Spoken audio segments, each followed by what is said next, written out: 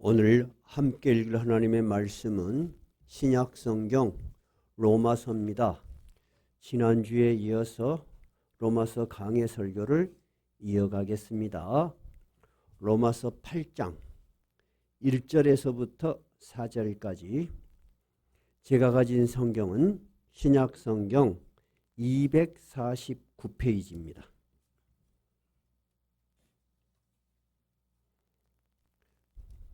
다 찾으셨어요? 예, 8장 1절부터 4절까지 같이 읽도록 하겠습니다. 같이 읽겠습니다. 그러므로 이제 그리스도 예수 안에 있는 자에게는 결코 정죄함이 없나니 이는 그리스도 예수 안에 있는 생명의 성령의 법이 죄와 사망의 법에서 너를 해방하였음이라. 율법이 육신으로 말미암아 연약하여 할 수 없는 그것을 하나님은 하시나니 곧 죄로 말미암아 자기 아들을 죄 있는 육신의 모양으로 보내어 육신의 죄를 정하사 육신을 따르지 않고 그 영을 따라 행하는 우리에게 율법의 요구가 이루어지게 하려 하심이니라. 아멘. 로마서는 저희들이 여러 번 말씀드린 바와 같이 기독교의 본질에 대해서 가장 체계적이고 논리적으로 우리에게 예수 그리스도에 대한 그리고 하나님이 우리에게 주신 은혜의 말씀을 전하는 아주 신학적이고 교리적인 성격을 가지고 있어요. 그래서 아주 체계적이고 치밀하게 구성되어 있어서 여러분들이 혼자 읽으실 때는 맥락을 잡기가 좀 어려우실 수가 있어요. 그래서 로마서를 지금 저희 교회가 이렇게 차근차근 살펴보는 것입니다. 바울 사도는 방금 제가 말씀드린 것 같이 로마서에서 무엇을 제일 1번으로 말하느냐. 이 로마서는 누구에게 보내는 편지라 그랬죠? 로마에 있는 성도들에게 보내는 편지니까 앞부분에 간단한 인사말을 하고 가장 기독교의 본질 1번을 뭘로 잡았냐. 여러분에게 쉽게 이야기하면 이런 거예요. 로마에 교회가 세워졌어요. 근데 그 당시 로마 교회는 예수님의 누구 제자들이 가서 복음을 전한 일이 없어요. 그러니까 자기들이 어디선 가서 듣고 어디서 들었던 사람들이 모여서 교회를 형성했을 거 아니에요. 그러니까 신학적인 체계가 좀 약할 수가 있고 확실하지 않을 수가 있고 여러 가지 경우가 있겠어요. 그런데 바울 사도가 이들에게 제일 먼저 전하는 메시지는 우리가 왜 예수를 믿느냐 하는 거예요. 우리가 왜 예수를 믿느냐? 여러분은 왜 예수를 믿으세요? 두 번째 같은 질문인데 나는 그러면 왜 예수를 전하는가? 여러분 가만히 생각해 보세요. 우리가 교회를 다닌다. 그러면은 교회에 왔다 갔다 또 좋은 친구하고 좋은 이웃과 만나기도 하고 그런 것도 있겠지만은 교회를 다니는 본질적인 목적이 분명히 있겠죠. 그 본질적인 목적을 명확하게 이해하지 못하면 신앙생활이 넘어지기 쉬워요. 왜냐하면은 우리가 신앙을 가지고 있지만은 현실을 살아가는 세상은 너무나 어려운 일이 많아요. 그리고 내 마음속에 떠오르는 많은 다양한 생각들이 넘어져요. 신앙생활을 희미하게 만들고 의미 없게 내가 계속 이 신앙생활을 해야 되나 그런 생각 가질 수 있겠잖아요. 그래서 바울이 제일 먼저 우리에게 묻고자 하는 것은 여러분은 왜 예수를 믿으십니까? 로마에 있는 성도 여러분. 두 번째, 우리는 또 왜 이 복음을 전하는 자가 되었을까요? 하는 물음이 포함되어 있는 거예요. 자, 여기다가 책갈피를 딱 꽂아 놓으세요. 책갈피를 딱 꽂아 놓으시고 우리가 지금 외우기로 했죠. 그 질문에 대한 첫 번째 대답이 로마서 1장 16절. 우리가 다 외우고 있는 거예요. 로마서 1장 16절. 한번 찾아서 읽어볼게요. 240페이지네요. 읽어보세요. 16절. 내가 복음을 부끄러워하지 아니하노니 이 복음은 모든 믿는 자에게 구원을 주시는 하나님의 능력이 됨이라. 먼저는 유대인에게요 그리고 헬라이기노다. 우리가 전하는 복음 안에는 뭐가 있다고요? 구원이 있다는 거예요. 구원. 우리는 구원을 얻기 위해서 신앙생활을 하는 것이고 예수를 믿는 것이고, 특별히 기독교를 선택한 이유는 그 구원을 해주시는 어떤 능력이 그 안에 있다는 거예요. 하나님의 능력이 이 메시지 안에 있어. 우리가 그냥 듣고 이해하는 것으로 끝나는 것이 아니고 우리를 붙들고 계속 이 생활을 할 수 있도록 능력을 주시고 도와주시는 하나님이 능력이 복음 안에 있다는 거예요. 근데 어떤 사람에게 이런 능력이 주어진대요? 모든 믿는 자. 여러분 예수를 믿지요? 그러면 여러분 안에 하나님께서 능력을 베푸실 거예요. 신앙생활의 두 번째 목적은, 첫 번째 목적은 구원을 얻는 것이에요. 두 번째 목적은 내가 좀 선하게 살고 싶어. 내가 죽으면 끝일까? 아니야. 어디서 듣기로는 심판이 있다는데. 모든 종교에는 나름대로 내세관이 있어요. 내가 진짜 하나님 앞에서 의롭다고 인정을 받고 싶어. 내 양심적으로도 내가 의롭게 살고 싶어. 근데 그렇게 되나요? 그렇게 잘 안 돼. 그래서 17절에는 우리가 어떻게 의롭게 되는가에 대한 답이 있어요. 17절 읽어봐요. 복음에는 하나님의 의가 나타나서 믿음으로 믿음에 이르게 하나니 기록된 바 오직 의인은 믿음으로 말미암아 살리라 함과 같으니라. 우리가 전하는 복음 안에는 뭐가 있다고요? 하나님이 옳다고 인정하시는 의가 있다는 거야. 근데 이 의는 옛날에 이 예수 그리스도의 복음이 주어지기 전에 수많은 사람들, 수많은 종교들이 어떤 방법을 통해서 선해지려고 노력했냐면 자기들의 도덕적인 노력과 그 다음에 수행과 호행을 통해서 내가 사람들이 할 수 없는, 나만이 할 수 있는 종교적인 헌신 또는 고행, 이런 것을 통해서 하나님 앞에, 신 앞에 의롭다고 인정을 받고 싶어 했어요. 근데 이제 새로운 의가 나타난 거예요. 새로운 하나님의 의. 그 새로운 하나님의 의는 어떻게 우리에게 주어진다고요? 오직 믿음으로, 믿음에 이르게 하는 거예요. 예수 그리스도를 믿음으로 그 믿음의 세계가 열리는 거예요. 믿지 않고 생각하고 분석할 수 있는 대상이 아니에요. 우리는 아주 먼지와 같은 작은 존재예요. 그죠? 근데 우리 스스로 하나님을 알 수 없어요, 여러분. 그거는 굉장히 멋있는 생각이고 대단한 지식인 것 같지만은 할 수 없는 거예요, 그거는. 근데 하나님께서 새로 주신 은은 그렇게 복잡하고 어려운 게 아니다는 거예요. 오직 예수 그리스도를 믿음으로 네가 의롭다고 인정을 받을 것이다.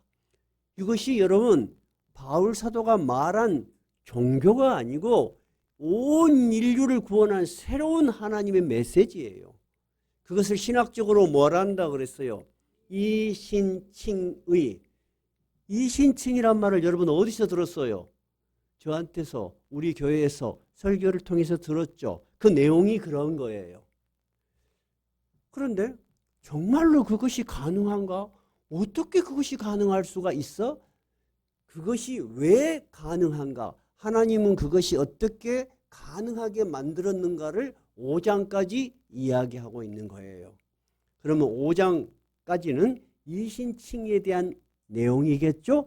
그럼 5장을 한번 살펴봐요. 5장으로 넘어가 봐요.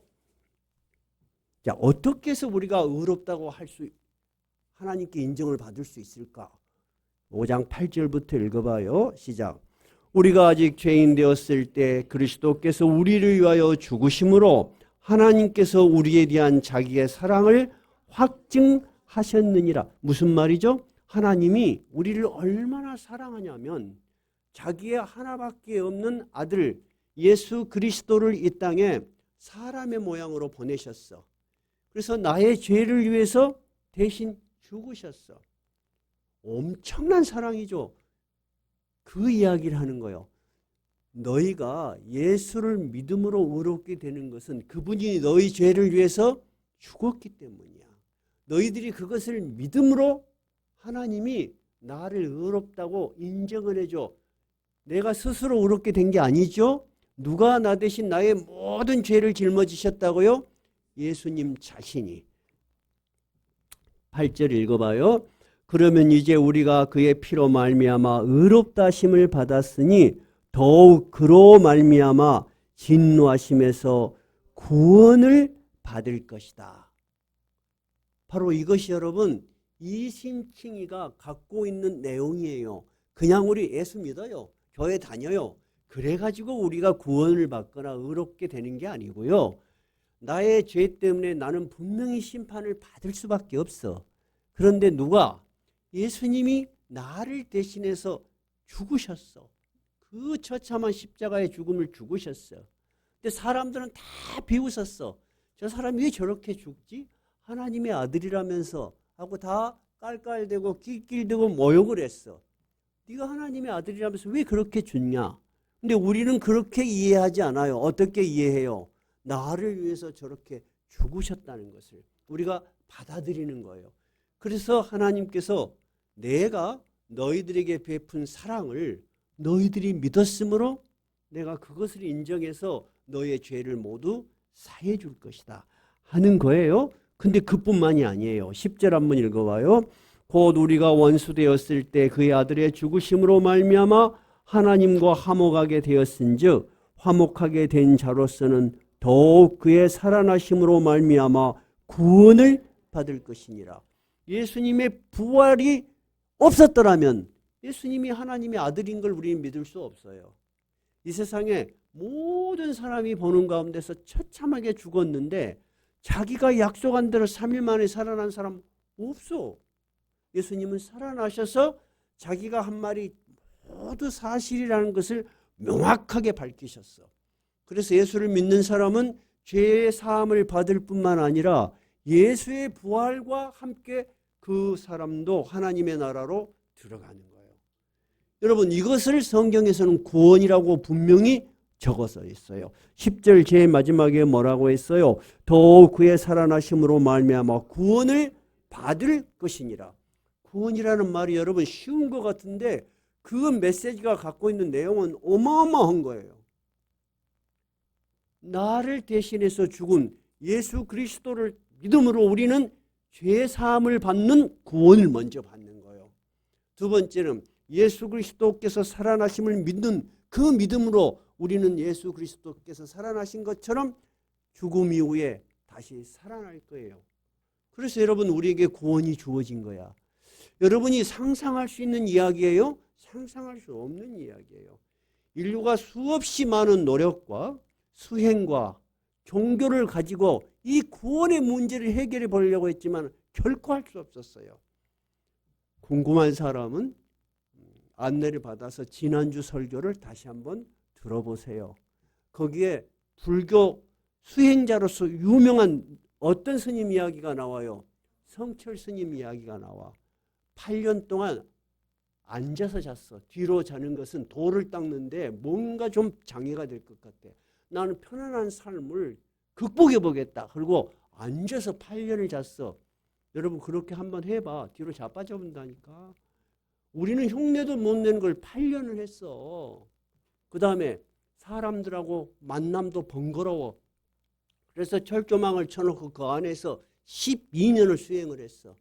근데 그분이 마지막 자기 딸을 통해서 한 말이 뭐예요? 우리에게는 구원이 없다. 우리 죄값을 대신할 사람이 없지 않느냐. 결국은 그의 마음속에 있는 죄의식을 영원하게 씻을 수가 없었다는 거예요, 여러분. 그래서 사람들은 종교 이런 거 말고 정치 체제를 바뀌어서 모든 인간이 정말 평등하고 고통이 없는 세상을 만들겠다. 그게 뭐 어떤 체제예요? 공산주의예요. 공산주의처럼 어마어마하게 높은 수준의 이상을 가진 정치 체제는 없어요. 근데 그게 성공했어요? 세상에서 가장 잔혹하게 가장 많은 사람을 죽이고 가장 많은 사람을 핍박한 정치 체제가 공산주의 체제예요. 여러분 공산주의 체제에 대해서 모르시니까 그래요. 얼마나 잔인하고 얼마나 가혹하게 그 정치 체제를 유지하기 위해서 수많은 사람을 죽인 거예요. 그러면 거기에 구원이 있어요? 없어요. 여러분 지금까지 인류가 경험해왔던 모든 것들 속에는 구원이 없어요. 여러분이 앞으로 스스로 어떤 발버둥을 쳐도 구원이 없어요. 근데 어디에만 구원이 있는 거예요? 오직 예수 그리스도를 믿음으로 여러분 구원이 있는 거예요. 구원이라는 것은 여러분이 알고 있는 피상적인 종교적인 어떤 관념이 아니에요. 현실의 죄와 고통으로부터 우리를 해방시켜 주는 거예요. 사람이 죽음이 가까우면 얼마나 두려운지 아세요? 제가 최근에 책을 보니까 90몇 세 된 서울대 의대 교수인 것 같아요. 그분이 그런 글을 썼더라고요. 나이가 들면 들수록 죽음이 두렵다는 거예요. 여러분, 사람은 죽음 앞에서 자유로울 수 있는 사람은 없어요. 다 병상에 있는 분들이 살아보려고 애를 쓰지 죽으려고 애를 쓰는 사람은 없어요. 근데 여러분, 죽음에서 벗어날 수 있어요? 없어요.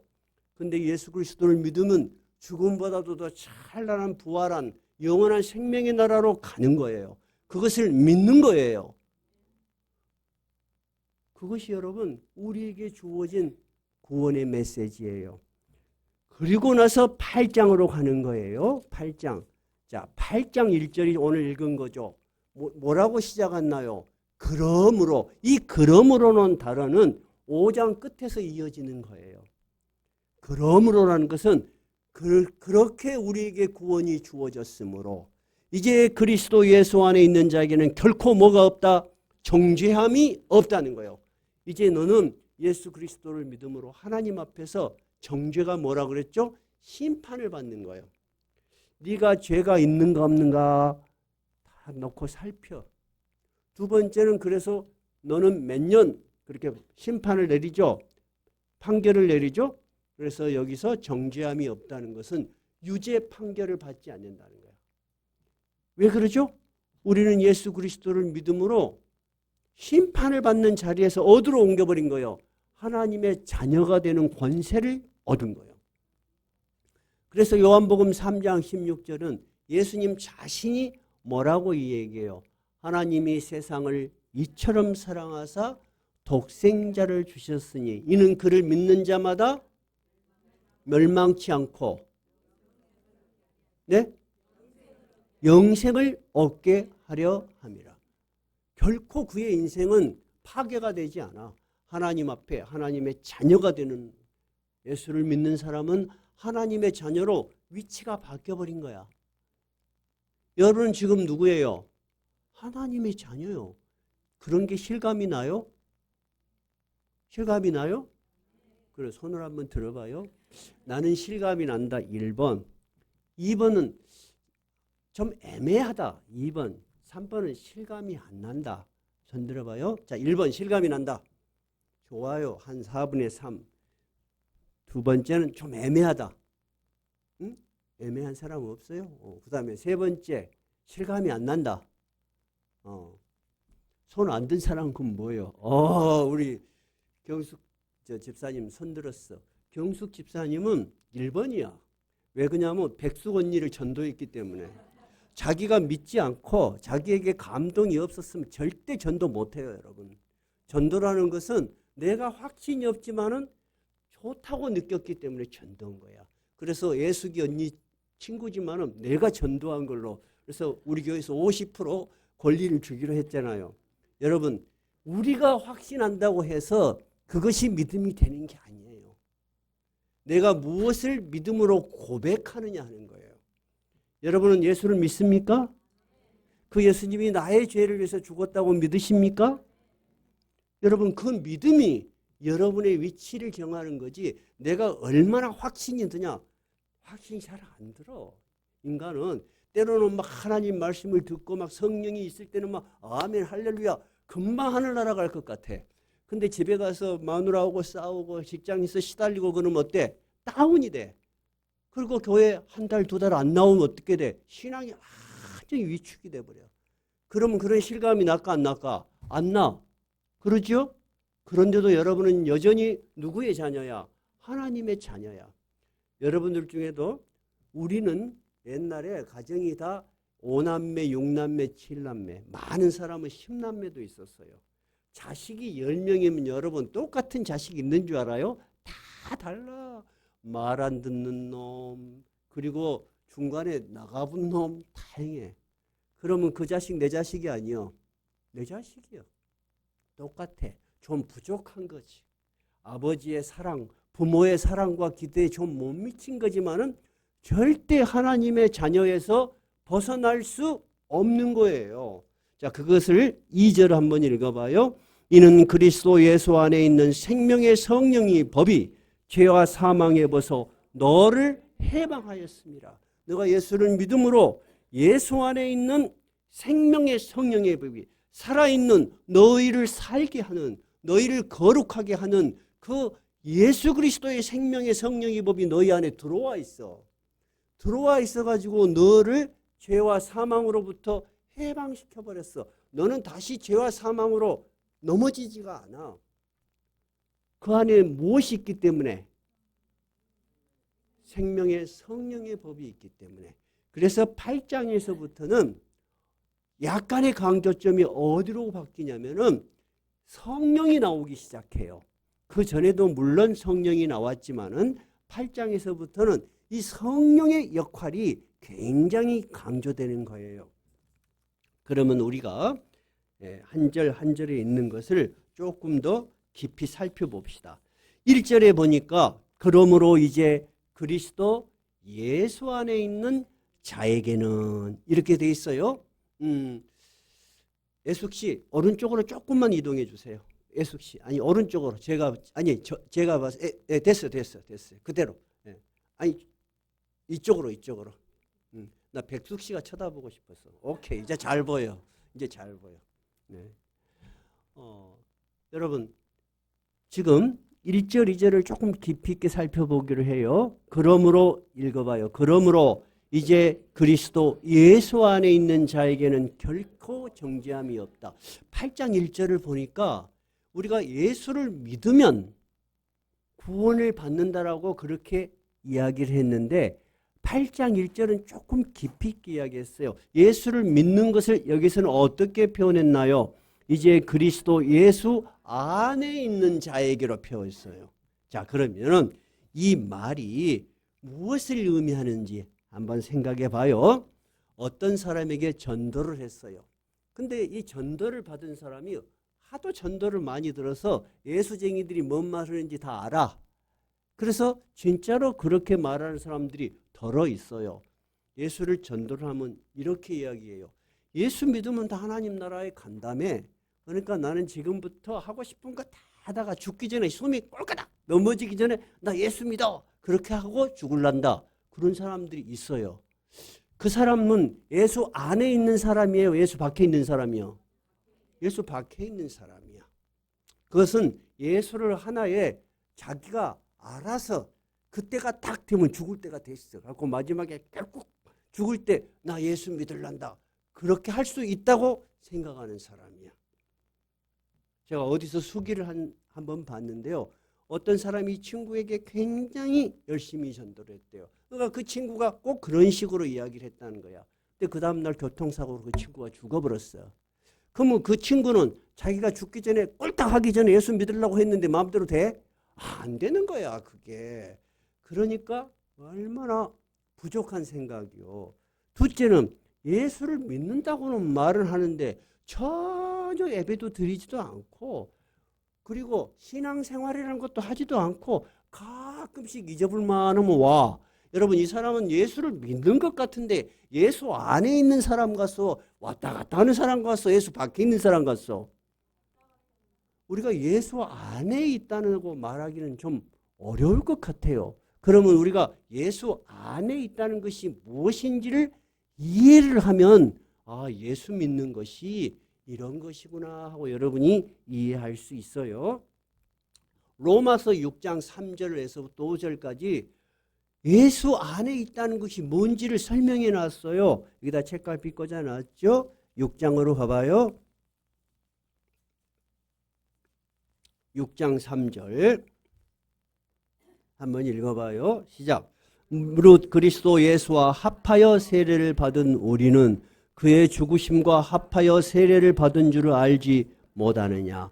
그러므로 우리가 그의 죽으심과 합하여 세례를 받음으로 그와 함께 장사되었나니 이는 아버지의 영광으로 말미암아 그리스도를 죽은 자 가운데서 살리심과 같이 우리로 또한 새 생명 가운데서 행하게 하려 하심이라.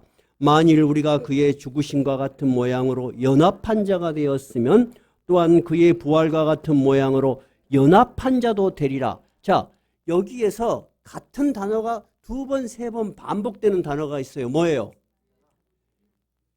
예수 그리스도와 어떤 자라 그래요? 연합한 자라 그래요. 연합한 자. 연합한 자라는 말이 뭔 말이에요? 한 몸이 된 자야. 한 몸이. 예수 밖에서 예수를 가지고 노는 것이 아니고 예수를 주위에 삥삥 도는 것이 아니고 예수하고 한 몸이 되었어. 이 한 몸이 되었다는 상징적인 의식이 뭐예요? 세례예요, 여러분. 그래서 처음 신자들이 나오면 저희 교회가 잘 가르쳐서 세례를 받게 하려고 굉장히 애를 써요. 우리 예숙 씨도 학습을 드리려고 굉장히 애를 쓰고 있어. 그래서 다음 주 만나기로 하면 딱 서울 가버려. 그래갖고 이제 한 달이 지났어. 그 다음 달 다시 한번 만나. 예숙 씨 시간을 한번 내십시다. 그 다음 달에 공부 한번 합시다. 그러면 정말로 하려고 해. 근데 그 다음 날 보면 또 아저씨가 내려와 버렸어. 어메 참말로 이거 바빠. 그 다음에 또 어느 때 나를 잡았어. 그래서 공부 좀 합시다. 어메 그랬더니 가족들이 다 여행을 가게 됐어. 그래서 한 번도 못했어. 그래갖고 6개월이 지나가 버렸어. 여러분 쉬워 안 쉬워? 쉽지 않아. 예수 그리스도와 합한다는 것은 예수 그리스도의 이름으로 세례를 받는 의식이 그것을 상징하는 거예요. 그래서 그의 죽으심으로 내가 죽는 거야. 내가 지금까지 살아왔던 모든 생각과 모든 행동들을 다시 다 죽고 새롭게 태어나는 거예요, 여러분. 여러분 세례라는 것은 여러분 의식에 불과한 것이 아니에요. 예수 그리스도와 함께 죽는 것이에요. 그리고 예수님이 다시 살아난 것과 같이 우리도 같이 살아나는 거예요. 자, 예수님과 함께 죽고 예수님과 함께 살아나니까 한 몸이 된 거야. 이 세상에서 제일로 가까운 사이는 어떤 사이라 그래요? 한 몸이라 그래. 부부도 한 몸이라 그래서 한 몸이라고 하는 거야. 예수님과 우리가 그렇게 하나의 몸이 된다는 것은 예수님이 하셨던 모든 말씀을 받아들이는 거예요. 그리고 옛날 나의 사고방식과 옛날 삶의 태도를 멈추는 거예요. 그리고 새롭게 살아가는 거예요. 정말 예수를 사랑하고 예수를 믿는 사람들은요, 완전히 변해요. 얼굴빛부터 변해요. 근데 그게 길지가 않아요. 어떤 분은 불과 2, 3주밖에 안 됐는데 얼굴이 바뀌어. 환해. 제가 늘 이야기하지만은 이 세상에 어떤 좋은 화장품도 피부를 밝게 해주는 건 없어. 색칠을 하는 거지. 그래서 화장이라고 하잖아. 화장은 숨긴다 그런 뜻이에요. 그죠? 근데 여러분, 왜 화장은 사람들의 피부를 환하게 할 수 없을까? 이 피부의 기능은 안에 있는 것을 밖으로 내보내는 기능이에요. 그거를 잘하는 것이 좋은 피부예요. 제 이야기가 아니에요. 방송에서 피부과 강남, 피부과 전문의가 그 말을 했어요. 목사니까 맨날 그런 말 한다. 그거 아니에요. 근데 자꾸 발라싸면 피부에 좋겠어 안 좋겠어? 원래 안 좋은 거야. 근데 할 수 없지. 급하니까 바르는 거지. 근데 진짜 예수를 믿으면 새로운 생명의 기쁨이 얼굴에서 드러나. 진짜로 변해요. 그 안에 새로운 생명이 있는 것을 그냥 알 수 있어요. 근데 예수를 오래 다녔어. 오래 교회를 다녔는데도 억지로 교회 나온 사람은 피부에 광이 날까? 안 나. 광이 안 나고 우울해. 매번 끌려오니까 부모에 의해서 끌려오지. 또 어쩔 수 없이 교회에 오지. 그러다가 그 사람은 언제 얼굴에 광이 날까? 엄청난 시련을 통해서 거꾸라져. 그래갖고 아이고 내가 예수님 아니면 도저히 살 길이 없다. 그때부터 사람이 다시 살아나는 거야. 여러분 그런 경험 있어요 없어요? 있죠? 좋아요. 이것도 손들자. 나는 그런 경험이 있다. 1번. 1번이에요. 2번. 그런 경험이 있지는 않지만 목사님 말이 맞는 것 같다. 2번이에요. 3번. 뭐 그러냐. 맞을 것 같지 않다. 3번이에요. 자, 1번 한번 손들어봐. 1번. 뭐 이렇게 많잖아. 그러면 손든 사람은 지금 얼굴이 어떨 것 같아? 광이라. 왜냐하면 그런 고난의 시간을 극복하고 새로운 생명이 뭔지를 깨달은 거야. 그러니까 여러분, 신앙이라는 것은 내가 깨닫지 못하는 시기도 있어요. 그것도 분명히 신앙이에요. 근데 어느 과정을 통해서 깨닫는 신앙도 있겠죠. 이 모든 인생의 길이 속에서 우리는 신앙을 경험하는 거예요. 그러나 우리가 예수 그리스도를 믿음으로 우리의 경험이 어떠하든지 우리는 하나님의 자녀로 인치심을 받은 거예요. 근데 가능하면 빨리 깨닫고 하나님 앞에서 기쁘게 찬양하며 사는 게 복 받는 거지. 제가 그 사회에 있을 때 선교단체에서 이제 그 직장인들 선교단체에서 같이 봉사한 적이 있어요.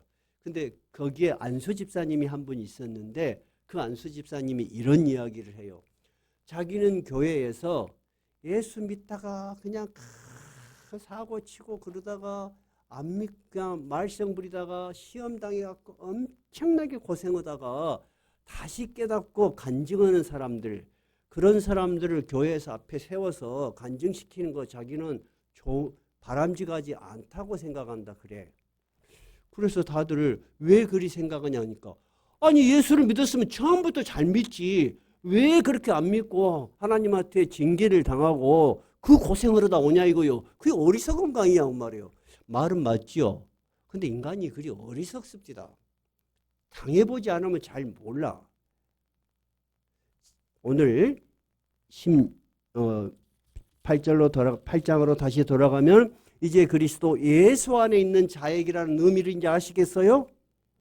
예수 그리스도의 십자가에서 죽으심과 같이 나의 애 자아가 죽었어.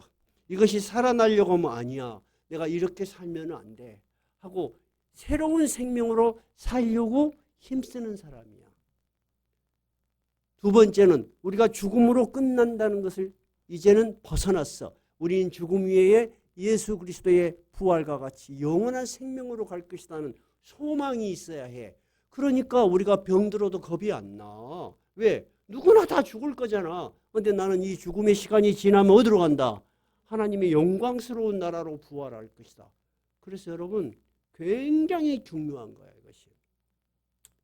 제가 언젠가 좀 더 깊이 있게 이야기하겠지만은 스님을 27년 동안 한 스님이 계셨어요. 그 스님이 정말로 어떤 계기를 통해서 복음을 받아들이고 목사가 되신 스님이 있어. 이 스님이 자기의 수기를 적어놨는데 이런 수기가 하나 있어요. 사형수들이 사형을 당해. 사형을 당하면 그 사람의 인적 사항을 먼저 물어봐. 두 번째는 당신은 이러이러이러한 죄를 져서 사형에 언도돼서 오늘 집행을 합니다. 두 번째 집행을 선언해. 세 번째는 잠깐 한 5분 사이에 자기가 원하는 종교 의식을 해줘. 근데 이 스님이 대구에 있었는데 한 번은 교도소에서 전화가 왔어. 토요일이었는데 월요일 아침 9시 30분까지 잠깐 좀 들려주십시오. 그래서 자기는 뭐 법회를 한 줄 알았어. 근데 가보니까 기독교, 캐토릭, 또 자기 이렇게 세 명이 다 있어. 세 명이 다 있는 걸 보니까 사형 집행일이구나. 깨달았어. 그래서 자기가 지금까지 법회를 했던 청년이 이제 22살인가 돼요. 이제 사형 언도를 받아 법회를 해줬는데 무슨 말을 해줘도 이게 끌려 나올 때부터 칠칠칠 끌려 나오는 거야. 그래갖고 죽었어. 뭐 연불도 외주고 극락고 앙생해주고 아무 소용이 없는 거야. 근데 그 다음에 나온 청년은 기독교로 개종을 했어. 근데 올 때부터 막 찬양을 부르고 나오는 거야. 죽을 때도 다 교도관을 보고 찬양하고 부르고. 그래서 자기가 생각을 한 거야. 정말 똑같은 종교라고 생각했는데 우리 종교에는 생명이 없어. 부활이 없어. 불교는 뭐예요? 다 연 따라간다 그래. 네가 옛날에 보지 않은 세계에서 어떤 잘못된 연이 있어서 이렇게 된다. 근데 기독교는 어떤 잘못이 있어도 예수 그리스도를 믿음으로 하나님 나라에 간다는 저런 분명한 소망이 있구나. 그걸 자기가 굉장히 깊이 깨달았다는 거야. 그 뒤로 성경을 한 권 받게 됐어요. 그거를 읽어보면서 온몸에 전율이 느껴졌다는 거예요. 진짜 이 성경은 사람의 삶과 죽음에 대해서 너무 명확하고 구체적이고 분명하게 기록되어 있다는 거예요. 그 이야기는 다음에 하더라도 그래서 그분이 목사가 됐어. 그리고 스님들을 엄청나게 많이 개종을 시켜. 여러분 기독교 안에는 뭐가 있다고요? 생명의 성령의 법이 있어서 우리의 힘으로 살아가는 것이 아니고 새로운 힘으로 성령의 힘으로 살아갈 능력을 주신다는 거예요. 두 번째 예수 안에 있다는 것을 예수님이 아주 명확하고 구체적으로 우리에게 설명해 주신 요한복음이 있어요. 여러분 예수님이 한 비유 중에 어떤 비유가 우리가 예수 안에 있다는 것을 가장 쉽게 이해했을까요? 뭘까요? 포도나무 비유입니다. 포도나무 비유. 여기다 책갈피 꽂아져 있죠.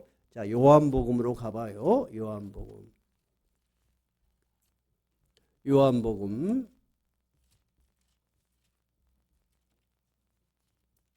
15장입니다. 173페이지입니다. 신약성경 173페이지.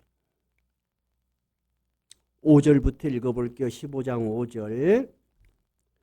다 찾으셨어요? 시작. 나는 포도나무요 너희는 가지라. 그가 내 안에 내가 그 안에 거하면 사람이 열매를 많이 맺나니 나를 떠나서는 너희가 아무것도 할 수 없음이라. 사람이 내 안에 거하지 아니하면 가지처럼 밖에 버려져 마르나니 사람들이 그것을 모아다가 불에 던져 사르느니라. 여러분 포도나무 아시죠? 포도나무의 열매가 뿌리에가 맺혀요? 줄기에가 맺혀? 제일 끝에 가지에가 맺혀요. 가지에가 맺히죠? 가지에가 많이 달려있어. 근데 여러분 가위를 가지고 그 가위를 가지고 가지 중간을 탁 잘라봐. 그러면 열매가 어떻게 돼? 나뭇잎이 다 시들어버려. 그 가지가 열매를 맺는 것은 가지의 힘이요 뿌리에서 줄기로부터 올라오는 힘이요. 뿌리에서부터 줄기로 올라오는 힘이 맞죠? 지금 예수님이 그 이야기를 하는 거야. 너희들이 내 안에 붙어서 끊임없는 생명력을 공급받아라고 하는 거야. 즉 오늘 로마서 8장에 예수 안에 있다는 것은 예수님을 통해서 끊임없는 열매를 맺는 거예요. 우리의 삶에 변화가 있는 거예요. 열매가 있는 거예요. 근데 여러분 한번 생각해 봐요. 내가 옛날에는 내 사고방식대로 살았어. 그렇게 해서 여러분 무슨 열매를 맺었어요? 뭔가 열매를 맺었어. 근데 너무 힘들어, 어려워, 고통스러워. 그래서 나 예수 한번 믿어볼까? 예수 믿으면 뭔가 또 새로워진다는데 하고 예수를 믿었어. 그러면 여러분이 생각하지 않는 삶의 열매가 맺힐까 안 열립니까? 맺혀. 진짜 맺혀. 여러분 그것에 대한 믿음이 없으면 신앙생활하기 어려워. 여러분 예수 안에서 정말 예수님이 주는 풍성한 삶의 열매를 많이 맺으세요. 근데 그것이 여러분의 힘으로 되는 것이 아니고 그렇게 살아가면은 그 줄기 뿌리에서부터 나오는 생명이 열매를 맺게 해 주시는 거예요. 그것이 여러분 정말로 여러분이 살아가면서 겪는 삶의 경험이야. 신앙의 경험. 나도 그런 경험을 절실하게 했어요. 나도 내 사고방식대로 예수를 믿지만은 내가 생각하고 내가 계획한 대로 많이 살아왔어. 근데 너무 힘들고 어렵고 고통스러워. 근데 어느 날 어떤 시기가 돼서 내가 예수님 안에 이제 들어왔어. 그래서 이제 예수님을 따라서 막 열심히 이제 그 길을 따라가. 근데 어느 날 보니까 나의 삶의 열매들이 많이 맺혀 있어. 야, 너무 신기하다. 저도 그런 경험으로 해요, 여러분. 나는 여러분도 분명히 그렇게 되리라고 믿습니다.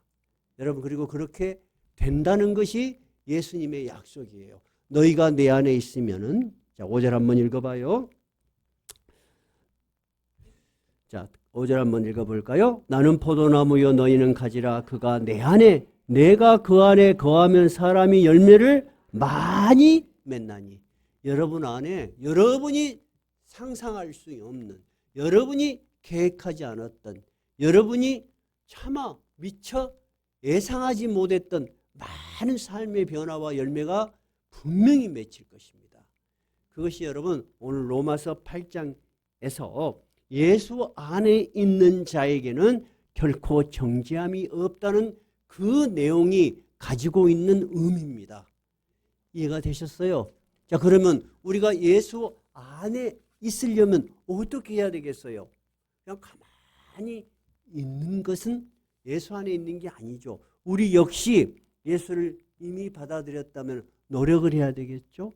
그런데 예수 안에 있는 사람들은 변화가 옵니다. 첫째, 여러분, 저 사람이 진짜 예수를 진실하게 믿는가 보다 라고 우리가 의식할 수 있는 변화는 뭘까요? 제일 1번 변화. 제일 1번 변화는 하나님 말씀을 듣는 것을 즐거워하고 기대를 합니다. 그리고 좋아합니다. 자연히 교회에 오라 말할 필요가 없는 거야. 이것이 1번이야. 이것이 나에게 정말 중요하다고 생각해요. 그리고 기뻐해. 좋아해. 여러분 좋아하지 않은데 억지로 끌어다 놓으면 그거 얼마나 힘들겠어. 두 번째는 어려운 일이 있을 때 옛날에는 낙심하고 불평하고 그랬는데 어떤 생각을 해요? 아니야. 예수님이 이런 일을 통해서 나를 더 좋은 길로 인도하실 거야. 기도해요. 그리고 찬양해요. 여러분 찬양은 뭐라 그랬어요? 곡조가 붙은 기도야. 우리가 살아가면서 많은 일들 속에서 좌절하거나 불평하거나 그렇게 하지 않고 기도하고 찬송하면서 이 일이 하나님 은혜로 예수 그리스도의 은혜로 풀려나갈 것을 기대하고 바라보고 의지하게 되는 거예요. 그럼 여러분 하나님이 그를 어떻게 도우시는지 그것은 그가 천천히 경험해 가는 거예요. 그것이 여러분 신앙이에요. 신앙은 관념이 아니고 늘 제가 이야기하지만 뭐라 그래요? 어디에 뿌리를 박아야 된다 그랬어요? 나의 삶에 뿌리를 박아야 되는 거예요. 그래서 제가 여러분에게 부탁하잖아요. 여러분이 크든 작든 직장 생활을 해. 그러면 어떻게 하기로 했어요? 직장에 가면 제일 먼저 뭐 하기로 했어요? 기도하기로 했어요. 오늘 또 이 직장에서 나에게 생기는 일들이 나에게 기쁨이 되고 또 보람이 되고 또 삶의 열매가 되게 해주십시오. 여러분 그렇게 기도해봐. 그러면 하고 있는 일이 어때? 굉장히 의미가 있어. 그리고 하나님이 함께 하셔.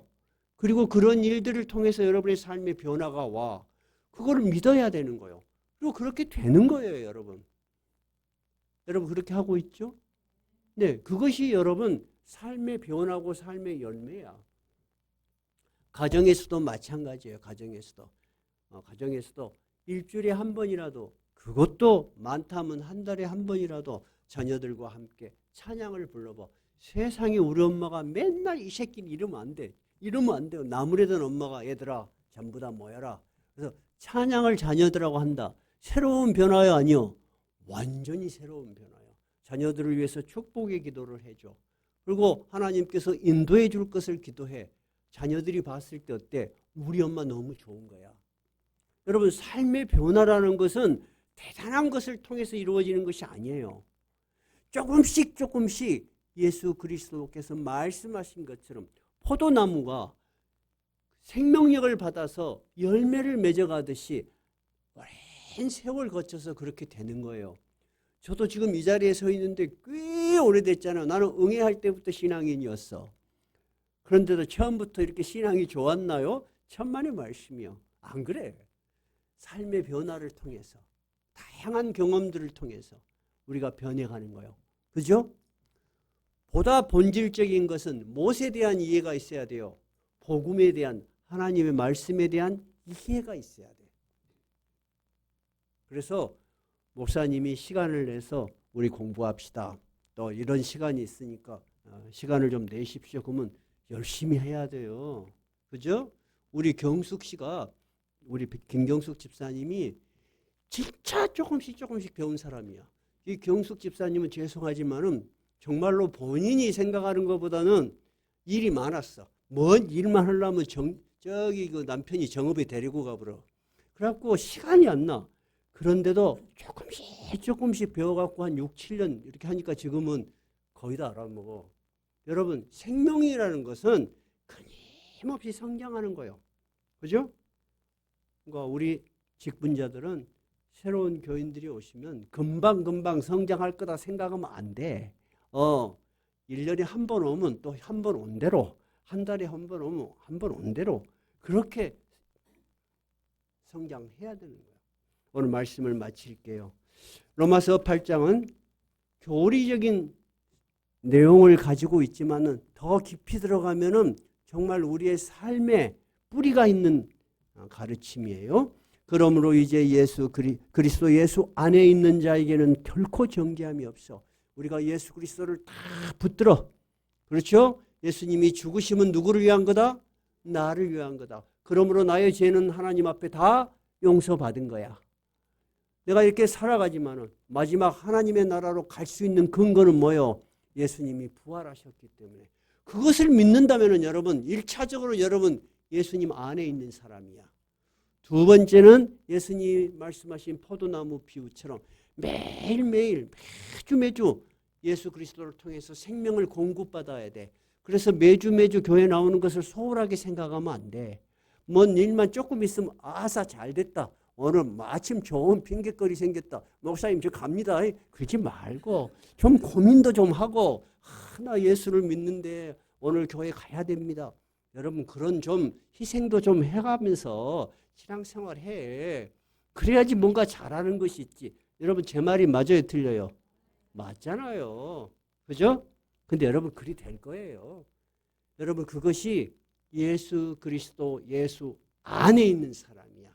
나는 여러분이 예수 그리스도 예수 안에 있는 사람으로서 생명의 풍부한 영양분을 받고 축복받는 삶을 살기 바라십니다. 찬송가 421장입니다.